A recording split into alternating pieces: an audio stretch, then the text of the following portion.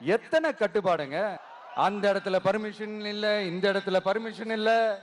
ஆனா அதுக்கான காரணங்கள்லாம் நீங்க கேட்டீங்கன்னா சொத்தையான காரணமா இருக்கும். அங்க பேசக்கூடாது, இங்க பேசக்கூடாது, 5 நிமிஷம் தான் பேசணும், 10 நிமிஷம் தான் பேசணும். அரியலூர்ல போனப்போ நான் கரெக்டா அந்த ஊருக்கு போறதுக்கு முன்னாடி ஒரு அந்த ஏரியாலேயே அந்த பவர் கட்டு.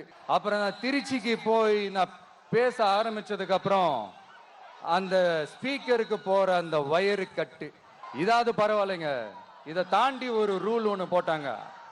பஸ்ஸுக்குள்ளேயே இருக்கணுமா, பஸ்ஸை விட்டு வெளியில வரக்கூடாதான், கையை இவ்வளவுதான் தூக்கணுமா, இப்படியே வரணுமா, மக்களை பார்த்து சிரிக்காத, மக்களை பார்த்து கையசைக்காத, இப்படியெல்லாம்.